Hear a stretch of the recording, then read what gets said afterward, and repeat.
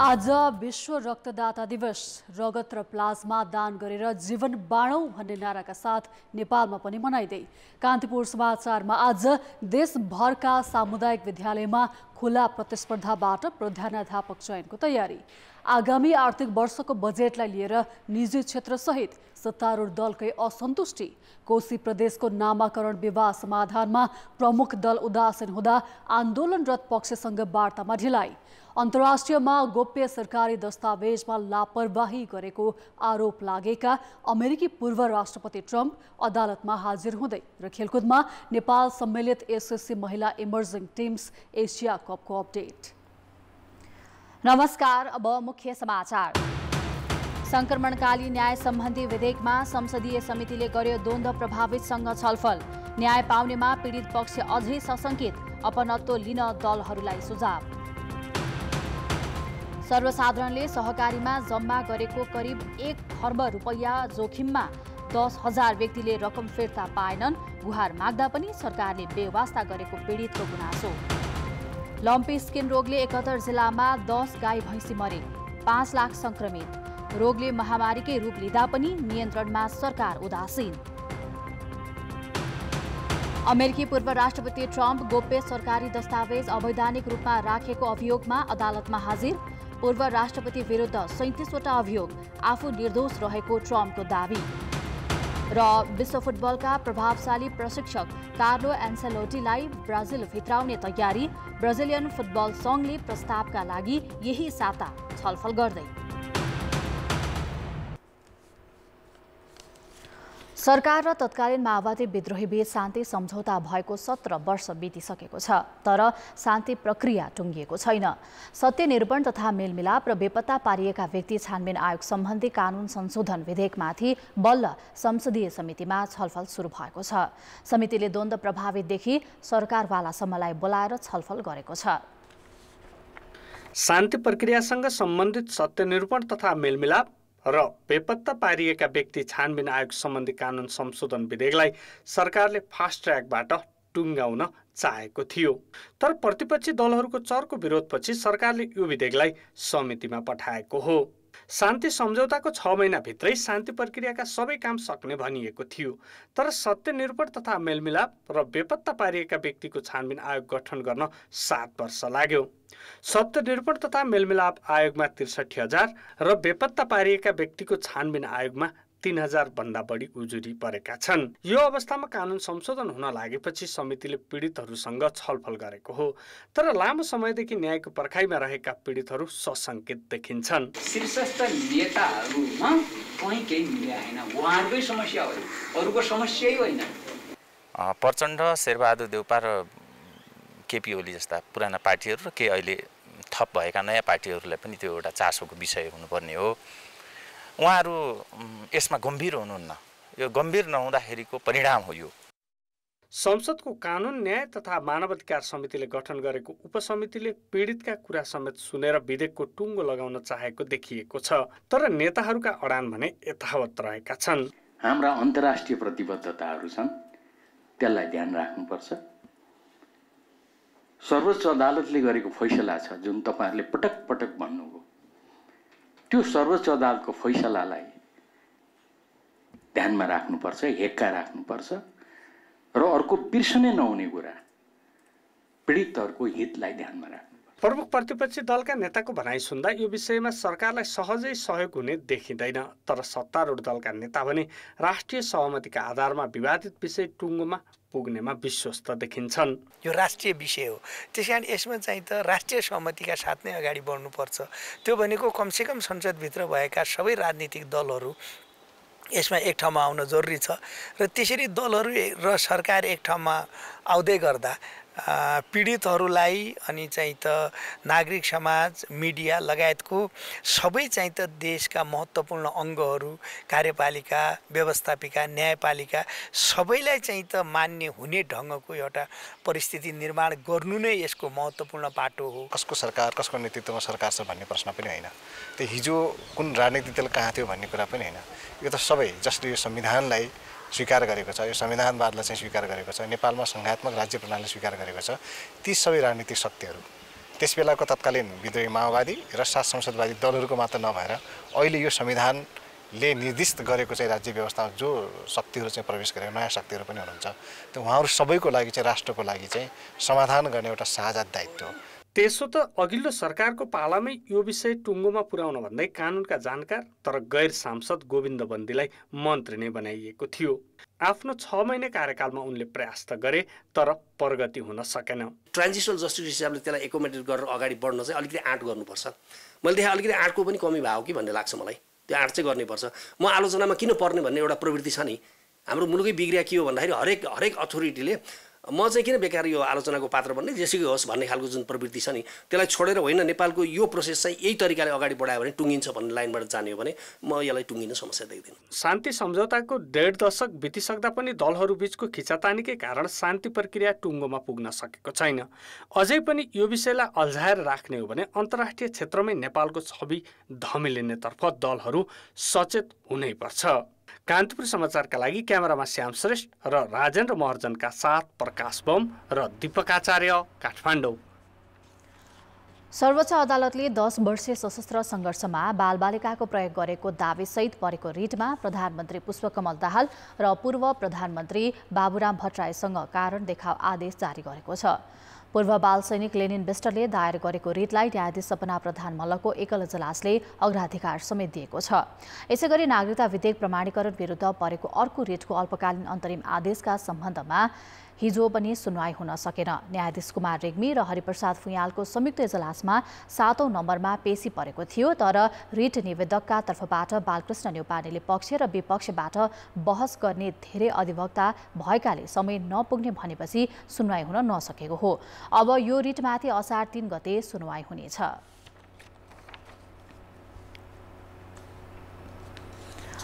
मुलुकको नीति निर्माण गर्ने थलो संसदमा सांसदहरूले कसरी बहस गर्छन्, कस्तो संसदीय अभ्यास हुन्छ, संसद भवनभित्रको वातावरण कस्तो होला भन्ने चासो सबैलाई हुन्छ। यस्ता जानकारी लिन चाहनेलाई संसद सचिवालयले दर्शकको रूपमा बैठक स्थलमा प्रवेश दिने गरेको छ।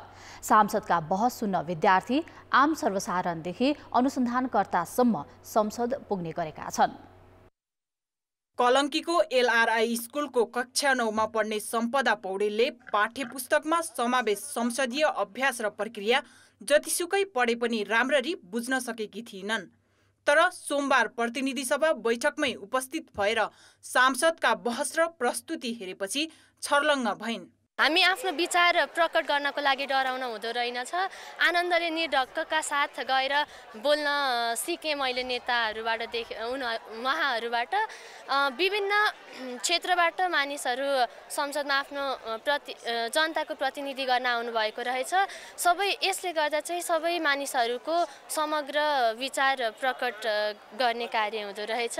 अधिकांश सर्वसाधारण सांसदका लामा बहस पट्यालाग्दो महसुस गर्छन्, तर विद्यार्थीले टेलिभिजनमा मात्र देखेका सांसदले बहस गरेको चाख मानेर सुने, कसरी निर्धक्क रूपमा बोल्नु पर्दो रहेछ भनेर थाहा पाए। शिक्षक समेत विद्यार्थीहरूलाई संसदीय अभ्यासको व्यावहारिक ज्ञान दिन पाउँदा खुसी थिए। आफ्नै देशको आर्थिक वार्षिक बजेट विवरणको बारेमा प्रश्नहरू सुन्न, धेरै पूर्वाधारहरूको लागि छुट्याएको बजेट, सामाजिक सुरक्षाका लागि छुट्याएको बजेटहरूको बारेमा अर्थमन्त्रीज्यूको मुखबाट उत्तरहरू सुन्न मलाई निकै रोमाञ्च लागिरहेको थियो। नेतृत्वले कसरी आफ्नो कुराहरू राख्नुहुन्छ, हामीले उहाँलाई निर्वाचित गरेर पठाएको हाम्रो प्रतिनिधि हो, उहाँले त्यो संसदमा कसरी प्रस्तुत हुनुहुन्छ भन्ने किसिमको व्यावहारिक ज्ञान बच्चालाई प्राप्त होस् भनेर हामीले उनीहरूलाई यो अवलोकन भ्रमण गराएका हौँ र उनीहरूको यो पाठ्यक्रमकै अध्ययनकै क्रममा उनीहरूलाई हामीलाई यहाँ भ्रमण गराएको हो। विद्यार्थी मात्र नभई विभिन्न जिल्लाबाट आएका सर्वसाधारणले समेत सांसदका बहस चाख मानेर सुनिरहेका भेटिन्छन्। राजनीतिक हिसाबले गर्दाखेरि यहाँको कस्तो छ, राजनीतिक चाहिँ हाम्रो नेपालको पछिल्लो क्रममा चाहिँ अलि स्थिर नै जस्तो देखिन्छ। त्यही कारणले चाहिँ म सांसदमा कस्तो गतिविधिहरू हुन्छ अब भनेर चाहिँ विषय अब आयो। हामी विगत ठाउँबाट आएको मान्छे अब संसदले चाहिँ संसद भवनमा चाहिँ एकचोटि हेर्न पायो भने अनि हामीले भोलि विगत ठाउँमा चाहिँ कहाँ जानुपर्ने हो के चाहिँ अलिकति बुझोस् भने चाहिँ बुझ्नु मात्र है। संसद बैठकमा जान चाहने सर्वसाधारणलाई संसद सचिवालयले सिधै पास उपलब्ध गराउँछ। विद्यालय, कलेज तथा अनुसन्धानकर्ताको रूपमा संस्थागत हिसाबले आउनेहरूलाई भने सचिवालयको नागरिक सम्बन्ध शाखाले सम्बन्धित कार्यालयको पत्र लिएर पास दिने गरेको छ। कतिपय स्कुल कलेजका विद्यार्थीहरू अथवा अध्ययन अनुसन्धान गर्ने अध्येताहरू जो टिममा ग्रुपमा आउन चाहनुभयो भने र अथवा विदेशी नागरिकले पनि त्यसरी भिजिट गर्न चाहनुभयो भने उहाँहरूको चाहिँ हामी पूर्व पत्र अथवा निवेदन लिन्छौँ ग्रुपमा छ भने। प्रतिनिधि सभाको दर्शक दीर्घ 480 जना क्षमताको छ। बजेट र नीति तथा कार्यक्रम प्रस्तुत गर्ने विशेष दिनमा खचाखच हुने गर्छ भने अन्य दिनमा सरदर 200 जना दर्शक सांसदका बैठक हेर्न पुग्ने गरेका छन्। यस हिसाबले हालको प्रतिनिधि सभाको पहिलो अधिवेशन 29 दिन बस्दा 5800 दर्शक आएको संसद सचिवालयको अनुमान छ। कान्तिपुर समाचारका लागि क्यामेरामा विकास जोशीका साथ प्रकाश बम र अस्मिता पराजुली, काठमाडौँ। यो थियो संसद भवनमा आफै उपस्थित भएर हेर्न सकिने संसदीय अभ्यास सम्बन्धी प्रसङ्ग। यसबाहेक संघीय संसदका दुवै सदनले आफ्नो वेबसाइट मार्फत पनि सदनको कारबाही प्रत्यक्ष प्रसारण गरिरहेका हुन्छन्, जसलाई आफू अनुकूलका स्थानमा बसेर हेर्न सकिन्छ। parliament.gov.np मार्फत सदनका कारबाही र संसदबारेका जानकारी लिन सकिन्छ। आज राति बागमती, गण्डकी, मधेस र कोशी प्रदेशमा पानी परेको छ। काठमाडौँमा राति अबेरसम्म पानी परेको थियो। पहाडी जिल्ला र मधेसका केही भूभागमा हल्का वर्षा भएको छ। पानी परेसँगै काठमाडौँ उपत्यका लगायत केही भूभागमा तापक्रम सामान्य घटेको छ। पश्चिमी वायु र भारतको बिहारमा रहेको न्यूनचापीय प्रणालीको प्रभावले मौसममा बदली भएको मौसम पूर्वानुमान महाशाखाले जनाएको छ। आज पनि कोशी, बागमती र गण्डकी प्रदेशमा हल्का वर्षा हुने सम्भावना छ। लामो समयदेखि वर्षा नहुँदा तराई लगायत विभिन्न स्थानमा अत्यधिक गर्मी छ। मध्य र पूर्वी तराईमा सामान्य वर्षा भए पनि पश्चिम तराईमा पानी नपर्दा गर्मी निकै बढेको छ। सहकारी पीडितहरूले आफ्नो गाँस काटेर जम्मा गरेको रकम फिर्ता नदिई सञ्चालक फरार हुँदा पनि सरकारले वास्ता नगरेको गुनासो गरेका छन्। देशभरका 39 सहकारीका झण्डै 10,000 जनाको 1 खर्ब हाराहारी रकम जोखिममा रहेको सहकारी पीडित महासङ्घको दाबी छ। 11 दिनदेखि माइती घरमा धरना दिँदै आएका सहकारी पीडितले रकम फिर्ताको पहलका लागि सरकारलाई गुहारेका छन्। सहकारी सञ्चालकको अनुमति दिने सरकारले आफ्नो रकम पनि फिर्ता लिइदिनुपर्ने उनीहरूको माग छ। के पनि छैन, बचतकर्ताको बचत फिर्ता हुनु पर्यो र हाम्रो यो सहकारी सञ्चालकहरूलाई कारबाही गर्नु पर्यो। उनीहरूले खाजा खान दिनुहुन्थ्यो, बच्चा सानो छ सुत्केरीहरूलाई खाजा खान दिनुहुन्थ्यो। यो बच्चा थियो 15 दिनको अवधि खोल्दा 1 वर्ष खोल्दा चल्ती त भइराख्थ्यो नभइराख्दैन थियो। यिनीहरूले जबरजस्ती खोल्न लाग्यो। दिनको 300 राख्नै पर्ने, खाजा खान दिएको पैसा मैले त्यसरी ढाँटेर राखेको छ। अब म त यहाँ लम्पासर बस्ने हो, भएन भने मैले भने म इन्डिया पनि 25 वर्ष बसेँ। यसरी यहाँ बसेर चाहिँ केही काम हुनेवाला छैन। सब साथीभाइले भन्छु रोडमा लम्पासर पर्नुपर्ने रहेछ। सरकारले नियमन गर्न नसक्दा र सञ्चालकले निक्षेपकर्ताको रकम दुरुपयोग गर्दा अहिले एकपछि अर्को सहकारीमा समस्या देखिन थालेका छन्। 3 वर्षदेखि गाई भैँसीमा देखिएको छालाको समस्या लम्पी स्किन रोगले महामारीकै रूप लिँदा पनि सरकारले नियन्त्रणमा प्रभावकारी उपाय अपनाउन सकेको छैन। पशु सेवा विभागका अनुसार लम्पी स्किन रोगबाट अहिलेसम्म 71 जिल्लाका करिब 5 लाख गाई भैँसी संक्रमित भएका छन् भने 10,000 मरिसकेका छन्। 3वटा निजी कम्पनीले रोग विरुद्ध खोप लगाइरहेको भए पनि नियन्त्रणमा ल्याउन नसकिएको विभागले जनाएको छ। पहाडी र हिमाली जिल्लामा समेत संक्रमण बढेपछि रोग नियन्त्रणमा थप दबाव सृजना भएको हो। रोग विभिन्न ठाउँमा चाहिँ उच्च हिमाली जिल्लाहरूमा पनि रोग फैलिनुको कारण चाहिँ अलिकति मौसमसँग पनि जोडियो, किनभने लामखुट्टे, झिङ्गा, पुसुना, किर्ना जस्ता चाहिँ जुन कीटजन्य भेक्टरहरूबाट पनि रोग सार्न सकिने, क्लाइमेट चेन्ज इम्प्याक्टसँग पनि जोडेर हेर्नुपर्ने, यो समेत पनि अध्ययन गर्नुपर्ने जस्तो देखिन्छ। कर्णाली र सुदूरपश्चिममा सबैभन्दा बढी संक्रमण देखिएको छ। कर्णाली प्रदेशमा 1,44,000 र सुदूरपश्चिममा 68,000 भन्दा बढी गाई भैँसी संक्रमित भएका छन्। समाचार अझै बाँकी छन्। ब्रेकपछि पुनः स्वागत छ। सुदूरपश्चिमका पहाडी जिल्लामा विद्यार्थी अभावमा कतिपय विद्यालय समायोजनमा गएका छन् भने केही बन्द हुने अवस्थामा छन्। तर डडेलधुराको विकट महाकाली किनारमा 2वटा विद्यालयमा भने विद्यार्थी थेगी नसक्नु छन्। स्तरीय पठन पाठनका कारण यी विद्यालयमा विद्यार्थीको चाप बढेको हो। डडेलधुराका करिब 4 दर्जन विद्यालयले विद्यार्थी अभाव झेलिरहेका छन्। तर जिल्लाकै सीमावर्ती क्षेत्रका यी 2 विद्यालयमा 1400 भन्दा बढी विद्यार्थी अध्ययनरत छन्। आँगनकै बोर्डिङ स्कुल छोडेर गाउँबस्तीका बालबालिका महाकाली किनार नजिकमा रहेको भुवनेश्वरी नमुना माध्यमिक विद्यालय र भागेश्वर माध्यमिक विद्यालयमा भर्ना हुने गरेका छन्। स्मार्ट रुम, आइसिटी तिनीहरूको माध्यमबाट पढाइ सञ्चालन गरिन्छ। प्रधानाध्यापकज्यूले विद्यार्थीलाई चाहेको र मागेको जस्तै शिक्षा उपलब्ध गराइदिन हुन धेरै प्रयास जारी गर्नुभएको छ। विद्यालय दुर्गम ठाउँमा भएर पनि यहाँ यति सुविधाहरू छन् कि सहरका विद्यालयहरू जस्तै छ यो पनि। यहाँ सबै विषयका अनुभवी शिक्षकहरू छन्। परशुराम नगरपालिका वडा नम्बर 4 मा रहेको भागेश्वर माध्यमिक विद्यालय र परशुराम नगरपालिका वडा नम्बर 5 को भुवनेश्वरी नमुना माध्यमिक विद्यालयले वार्षिक रूपमा गुणस्तर सुधारको योजना बनाउँछन्। त्यसका लागि शिक्षक पनि अहोरात्र खटिन्छन्। नियमित खेलकुद र अतिरिक्त क्रियाकलापमा पनि उत्तिकै ध्यान दिइएको छ। हरेक साता अभिभावकसँग हुने छलफलले शैक्षिक वातावरण सुधारमा मद्दत पुगेको छ। नयाँ सिस्टम, नयाँ तरिकाबाट विद्यालयका हरेक प्रोग्रामहरू, विद्यार्थीका जाने क्रियाकलाप लगायत विद्यालयको जाने भौतिक अवस्थाका धेरै कुराहरू चाहिँ एकदम नौलो किसिमले नयाँ ढङ्गले चाहिँ यसलाई परिवर्तन गर्ने। अब हामीलाई चाहिँ चाहिएको भने शैक्षिक गुणस्तर हो। यसका निमित्त हामीले थप कक्षा सञ्चालन गर्ने र निःशुल्क त्यो पनि मतलब चाहिँ हामीले गऱ्यौँ।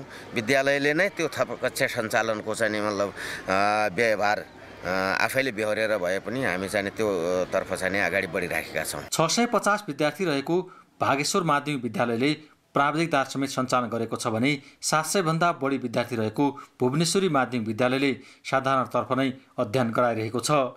ग्रामीण क्षेत्रका अधिकांश विद्यालयहरू विद्यार्थीको अभाव खेपिरहेका बेला अध्ययन र व्यवस्थापकीय पक्ष राम्रो भएकै कारण हरेक वर्ष विद्यार्थी सङ्ख्या थपिने गरेको छ।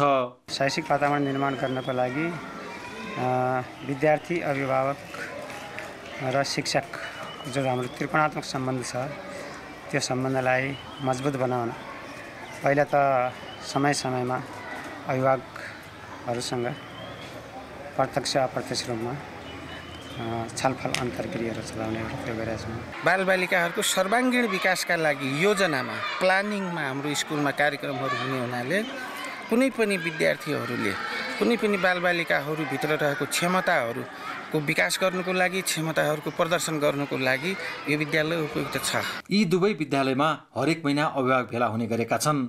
विद्यार्थी, अभिभावक र शिक्षकले चाहियो भने शैक्षिक गुणस्तरदेखि विद्यालयकै वातावरण समेत सुधार हुन सक्छ भन्ने यी 2 विद्यालय उदाहरण हुन्। कान्तिपुर समाचारका लागि परुण पनेरू, परशुराम, डडेलधुरा। सामुदायिक विद्यालयको शिक्षण सिकाइ गुणस्तरीय बनाउन सरकारले स्थानीय तह मार्फत खुला प्रतिस्पर्धाबाट प्रधानाध्यापक छान्ने तयारी गरेको छ। विद्यालय व्यवस्थापन समितिको सिफारिसमा शिक्षा विकास तथा समन्वय इकाइले प्रधानाध्यापक चयन गर्ने परिपाटीलाई परिवर्तन गरी खुला प्रतिस्पर्धा अवलम्बन गर्न स्थानीय तहलाई प्रोत्साहित गर्ने सरकारको योजना छ। भक्तपुरको सूर्यविनायक नगरपालिकाले आफ्नो क्षेत्रभित्रका 30 वटा सामुदायिक विद्यालयमा खुल्ला प्रतिस्पर्धाबाट प्रधानाध्यापक चयन गरी कार्यान्वयनमा ल्याइसकेको छ। खस्किँदै गएको शैक्षिक गुणस्तर सुधारका लागि नगरपालिकाले योग्यता र क्षमताका आधारमा प्रतिस्पर्धाबाट प्रधानाध्यापक चयन गरेपछि शिक्षा मन्त्रालयले यही विधिलाई देशभर लागू गर्न खोजेको हो। शिक्षा नियमावलीमा विद्यालय व्यवस्थापन समितिको सिफारिसमा शिक्षा विकास तथा समन्वय इकाइले प्रधानाध्यापक चयन गर्ने व्यवस्था छ।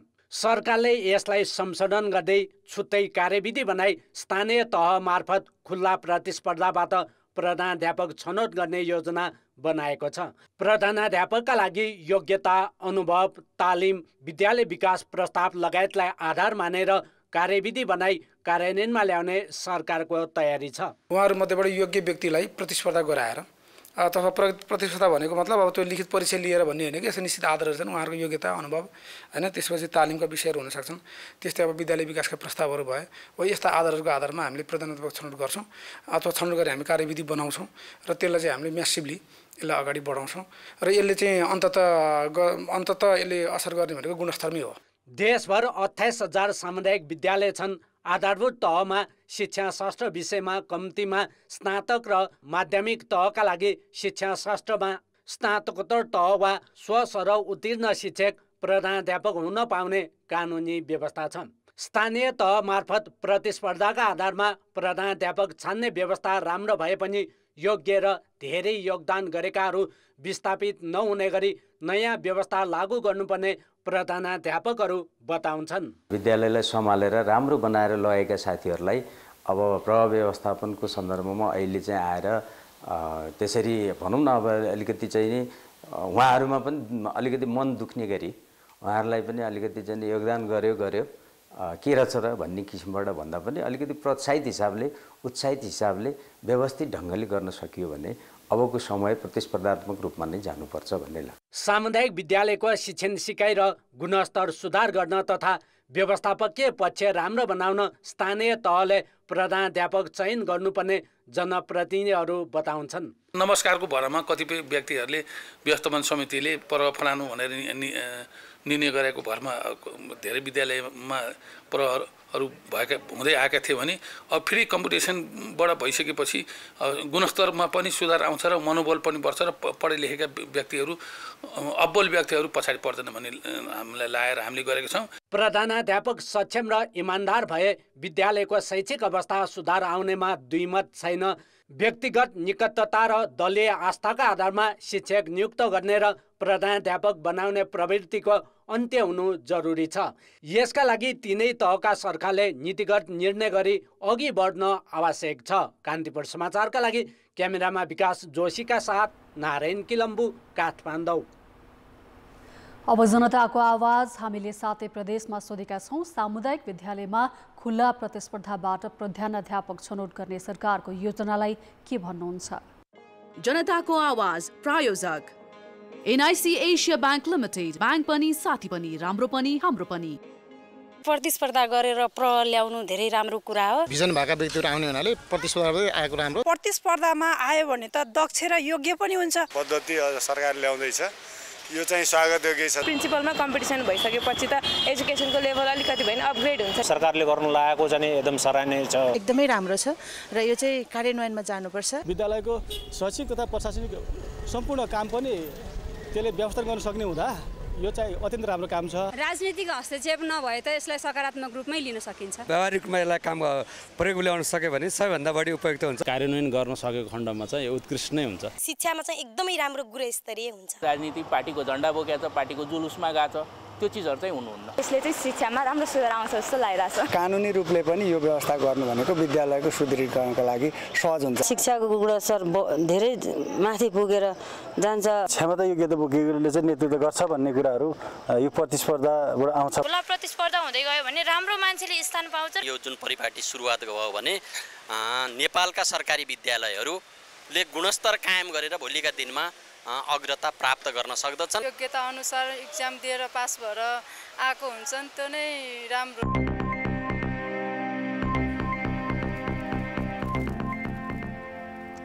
नक्कली भुटानी शरणार्थी मुद्दामा पूर्व गृहमन्त्री बालकृष्ण खाडको तर्फबाट बहस गर्ने कानुन व्यवसायीले शरणार्थी समस्या समाधान सम्बन्धी प्रतिवेदन गृह मन्त्रालयका कर्मचारीका कारण कृत्य भएको आरोप लगाएका छन्। पूर्व गृहमन्त्री खाडको तर्फबाट हिजो बहसमा सहभागी कानुन व्यवसायीले जुन कर्मचारीको जिम्मेवारीमा प्रतिवेदन राखिएको थियो उनीहरू नै दोषी भएको तर्क गरेका हुन्। वरिष्ठ अधिवक्ता शेरबहादुर केसीले गृह मन्त्रालयका कर्मचारी मुख्य दोषी भएको भन्दै बहस गरेपछि न्यायाधीशले आफ्नो पक्षका बारेमा मात्रै बहस गर्न चेतावनी दिएका थिए।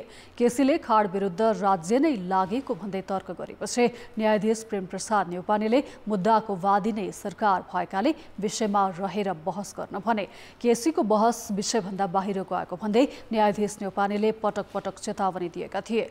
न्यायाधीश न्यौपानेले आफ्नो जीवनमा यति धेरै मिसेल पहिले कहिल्यै नपढेकाले यसभित्र उल्लेख गरिएका हरेक व्यक्तिका बारेमा आफू जानकार रहेको भन्दै बहस छोटो पार्न आग्रह गरे। खाडकै तर्फबाट बहस गरेका नेपाल बार एसोसिएसनका पूर्व अध्यक्षहरू प्रेमबहादुर खड्का र हरिहर दाहालले जाहेरीकर्ता कसैले पनि खाडको नाम नलिएकाले साधारण तारिखमा छोड्नुपर्ने तर्क गरे। खाडका तर्फबाट 8 जना कानुन व्यवसायीले बहस गरे पनि 6 बजेसम्म नसकिएपछि न्यायाधीश रिसाई आजका लागि पूर्व महान्यायाधिवक्ता खम्बबहादुर खाती र नेपाल बार एसोसिएसनका अध्यक्ष गोपाल कृष्ण घिमिरेले समय मागेपछि न्यायाधीश रिसाएका हुन्। अनन्तकालसम्म बहस जारी राख्न नसकिने उनको भनाइ थियो। आजसम्म प्रतिवादीका तर्फबाट बहस सकेर सरकारी वकिलको जवाफ लिने तयारी भए पनि खाडकै कानुन व्यवसायका कारण ढिला भएको छ। भोलि सरकारी वकिलको जवाफपछि न्यायाधीशले थुन्छेक आदेश गर्ने बताइएको छ। आर्थिक र अन्तर्राष्ट्रिय समाचार अझै बाँकी छ। अर्थ र विकास। आगामी आर्थिक वर्षको बजेटमा निजी क्षेत्रको मात्र नभएर सत्ता गठबन्धन दलकै नेताहरूको समेत असन्तुष्टि बढेको छ। बजेट संशोधन गर्न अर्थमन्त्री प्रकाश शरण महतमाथि दबाव बढ्दो छ, तर अर्थमन्त्री बजेट परिमार्जन गर्न नसकिने अडानमा छन्। बजेटमा देखिएको असन्तुष्टि मिलाउन अर्थमन्त्रीलाई सकस पर्ने देखिएको छ। जेठ 15 गते बजेट सार्वजनिक भए लगत्तै सत्तापक्षका सांसदहरूले प्रशंसा गरे भने प्रतिपक्षी दलहरूले आलोचना। तर त्यही दिन अबेर कर सम्बन्धी विधेयक सार्वजनिक भएपछि निजी क्षेत्र विभाजित भयो। आर्थिक विधेयकमा धितोपत्र तथा घर जग्गाको व्यावसायिक कारोबार गर्नेलाई छुट सम्बन्धी व्यवस्था छ। आय विवरण तथा कर दाखिला गर्न बाँकी भए त्यस्तो कारोबार घोषणा गरी 50% रकम चैतभित्र भुक्तानी गरे बाँकी शुल्क र ब्याज मिना हुने व्यवस्था विधेयकमा छ। पुँजीगत लाभ कर बाहेक अन्य कर पनि लाग्ने भएले लगानीकर्ता त्रसित भएका थिए। तर अर्थ मन्त्रालयले उनीहरूलाई विश्वस्त बनाउन अन्य कर नलाग्ने सूचना जारी गरे पनि उनीहरू विधेयक नै सच्याउनु पर्ने माग गर्दै आएका छन्। यसैगरी निर्यातजन्य उद्योगका कच्चा भुवा, ऊन र कटन जस्ता वस्तुमा लगाइएको मूल्य अभिवृद्धि कर हटाउन पनि अर्थमन्त्रीमा दबाव छ। ह्यान्डिक्राफ्टमा लाग्ने आइटमहरू भयो, त्यसपछि कार्पेट भयो, फेल्ट भयो, लगायत थुप्रै आइटमहरूमा लाग्ने यी चिज मेटेरियलहरूमा चाहिँ जुन भ्याट लगाइदियो यसले के गर्दा चाहिँ एकदम मूल्य बढ्यो। अर्को चाहिँ त्यो साना जुन एसएमइजहरू चाहिन्छ तिनीहरू चाहिँ यो झन्झटिलोमा फस्नुभन्दा भनेर व्यवसाय नै बन्द गर्ने स्थिति एउटा बनिराखेको चाहिन्छ। त्यसबाहेक अरू 2-4 वस्तुहरूमा चाहिँ र मेटेरियलको भाउ बढाइदियो। त्यसले के गर्छ भन्दाखेरि र मेटेरियलको भाउ बढाउनु भनेको चाहिँ इम्पोर्टलाई चाहिँ सपोर्ट गर्नुहुन्छ चाहिँ। नेपाल वनस्पति घिउ तेल उत्पादक सङ्घले पनि आयातित कच्चा पदार्थमा लगाइएको भन्सार र मूल्य अभिवृद्धि करको विरोध गरेको छ। 10% भन्सार महसुल र 13% मूल्य अभिवृद्धि कर खारेज हुनुपर्ने माग सङ्घको छ। सुनचाँदी व्यवसायले पनि बजेट मार्फत लगाइएको 2% विलासी कर फिर्ता लिन दबाब दिइरहेका छन्। विज्ञहरूले भने उचित माग सम्बोधन गर्न सुझाव दिएका छन्। जे राम्रा कुराहरू संसदको छलफलमा आएका छन् अथवा सत्ता पक्ष प्रतिपक्ष अथवा नागरिक समाज अथवा चाहिँ निजी क्षेत्रले जे कुराहरू उठाइराखेको छ अत्यन्त महत्त्वपूर्ण विषयहरू छन् भने त्यसलाई सरकारले नोटिसमा लिएर यो बजेट अधिवेशन समाप्त भइसकेपछि क्याबिनेटले चाहिँ त्यसमा परिवर्तन गर्दाखेरि चाहिँ त्यो राम्रो हुन्छ जस्तो लाग्छ मलाई। व्यवसायले गरेको विरोधलाई साथ दिने गरी संसदमा सत्तारूढ दलकै सांसदले बजेटको आलोचना गरिरहेका छन्। तर अर्थमन्त्री प्रकाश शरण महत तत्काल करका दरमा हेरफेर गर्न र बजेट संशोधन गर्न तयार छैनन्। यो बजेट चाहिँ राम्रो बजेट आएको छ। यसले जहाँ समस्या छ समस्यालाई औँल्याएको छ, स्वीकारेको छ र स्वीकारेर ती समस्यालाई हटाउने प्रस्ताव गरेको छ। त्यसो हुनाले समर्थन हुन्छ। हरेक मान्नेले बढीभन्दा बढी त्यहाँ परोस्, कम रहेछ, कम पैसा भयो या कम पैसै परेन भनेर चाहिँ उठाउने कुरालाई मैले चाहिँ अस्वाभाविक रूपमा लिएको छैन। बजेटमा गरिएको व्यवस्था अहिले नै संशोधन गरे विपक्षीबाट थप आलोचित हुने डर अर्थमन्त्रीमा छ। तर उनलाई गठबन्धन दलकै सांसद र व्यवसायको दबाव थेक्न पनि सकस देखिन्छ। कान्तिपुर समाचारका लागि क्यामेरामा सुरज खड्का र रूपक कुरेलाका साथ सुधिल पोखरेल, काठमाडौँ। अब जनमत। हाम्रो प्रश्न छ, बजेटमाथि देखिएका असन्तुष्टिलाई के भन्ने? ए राजनीतिक दाउपेच, बी सरकारमाथि दबाव र सी स्वाभाविक। जनमतको अन्तिम परिणाम साँझ 8 बजेको कान्तिपुर समाचारमा प्रसारण गर्नेछौँ। कृपया NEWS न्युज स्पेस निवासी टाइप गरी 34001मा SMS गरी आफ्नो मत व्यक्त गर्नुहोला। विगतका वर्षमा जस्तै यसपालि पनि सत्ता र शक्तिमा रहेका नेताहरूले आफ्नै निर्वाचन क्षेत्रमा बजेट खन्याएका छन्। सीमित स्रोत रहेको र विकास खर्च पनि कटौती भइरहेका बेला प्रमुख नेता तथा मन्त्रीले सिङ्गो मुलुकलाई भन्दा आफ्नै निर्वाचन क्षेत्रलाई प्राथमिकता दिए। भौतिक पूर्वाधार तथा यातायात मन्त्रालय अन्तर्गतको वैकल्पिक सहायक राजमार्ग विकास कार्यक्रममा विनियोजित बजेट हेर्ने हो भने गोरखा, नुवाकोट र डडेलधुरा केन्द्रित भएको देखिन्छ, जबकि विकासमा पछि परेका प्युठान, अछाम, ताप्लेजुङ जस्ता जिल्लामा यो कार्यक्रमका लागि न्यून बजेट पारिएका छन्। आगामी आर्थिक वर्षको बजेटमा भौतिक पूर्वाधार तथा यातायात मन्त्रालयले 1 खर्ब 34 अर्ब बजेट पायो। मन्त्रालय अन्तर्गत वैकल्पिक सहायक राजमार्ग विकास कार्यक्रमका लागि 5 अर्ब 17 करोड 50 लाख छुट्याइएको छ। उक्त बजेटको झन्डै आधा रकम प्रधानमन्त्री पुष्पकमल दाहालको चुनाव क्षेत्र गोरखा, काङ्ग्रेस सभापति शेरबहादुर देउवाको गृह जिल्ला डडेलधुरा र अर्थमन्त्री डाक्टर प्रकाश शरण महतको गृह जिल्ला नुवाकोटको सडक आयोजनामा पठाइएको छ। सरकारले के गर्नुपर्छ भन्दा सबै जनतालाई पहुँच हुने गर्ने, सबै क्षेत्रको विकास हुने गरी, अझै कहीँ खास चाहिँ वञ्चितीकरण परेको, एकदम कम विकास भएको अथवा चाहिँ त्यसमा चाहिँ अविकसित क्षेत्रहरूलाई चाहिँ प्राथमिकता दिएर त्यहाँ चाहिँ विकास गर्ने हो। वैकल्पिक सहायक राजमार्ग विकास कार्यक्रमका लागि अर्थमन्त्री महतको जिल्ला नुवाकोटमा 1 अर्ब 79 करोड 7 लाख 90 हजार रुपियाँ छुट्याइएको छ। नुवाकोटको गौगाटे, समुद्रटार, गल्फो भन्ज्याङ सडक र स्याप्रुवासी रसुवागढी सडक खण्डमा झन्डै 82 करोड रुपियाँ छुट्याइएको छ। झन्डै 1 अर्बका टुक्रे योजनामा बजेट विनियोजन गरिएको छ। त्यस्तै प्रधानमन्त्री दाहाल निर्वाचित गोरखामा 1 अर्ब 73 करोड 63 लाख 20 हजार रुपियाँ छुट्याइएको छ। काङ्ग्रेस सभापति एवं पूर्व प्रधानमन्त्री शेरबहादुर देउवाको गृह जिल्ला डडेलधुराका लागि 1 अर्बभन्दा बढी रकम विनियोजन गरिएको छ। सडक डिभिजन डोटी मार्फत कार्यान्वयन हुने गरी डडेलधुरामा 1 अर्ब 10 करोड रुपियाँ विनियोजन गरिएको हो। संशोधित 12 खरबको चाहिँ राजस्व सङ्कलन गर्ने भने केवल 9-10 खरब पनि नपुग्ला जस्तो छ। त्यसै यस्तो अवस्थामा असीमित चाहिँ इच्छाहरू छन् तर सीमित साधन स्रोत छ। त्यसले गर्दाखेरि बजेटमा असन्तुष्टि हुनु स्वाभाविकै हो। यसभन्दा अगाडि पनि संसदमा प्रतिनिधित्व गर्ने सांसदहरूको अनुभव सुन्दा यस्तो भद्रगोल त पहिलोचोटि भन्ने नै छ। खास गरी अर्थमन्त्रीज्यूले यसलाई अलिकति व्यवस्थित तरिकाले सम्हाल्न पर्ने त्यो पक्ष चाहिँ कमजोर भएकै अनुभूति भयो र यो धेरै व्यवस्थित र सन्तुलित हुन सकेन। त्यसकारण यसका बारेमा क्रिया प्रतिक्रियाहरू आउँदा अलिकति बढी आलोचना र विवादमा बजेट छ नै। विकासका दृष्टिले पछि परेका जिल्लामा भने यो कार्यक्रमका लागि निकै न्यून बजेट छन्। प्युठानमा 2 करोड 50 लाख, ताप्लेजुङमा 3 करोड, अछाममा 4.5 करोड, जुम्लामा 6 करोड विनियोजन गरिएको छ भने प्रधानमन्त्रीले छाडेको निर्वाचन क्षेत्र चितवनमा पनि जम्मा 3 करोड मात्र छ। झापामा 6 करोड 60 लाख रुपियाँ छुट्याइएको छ।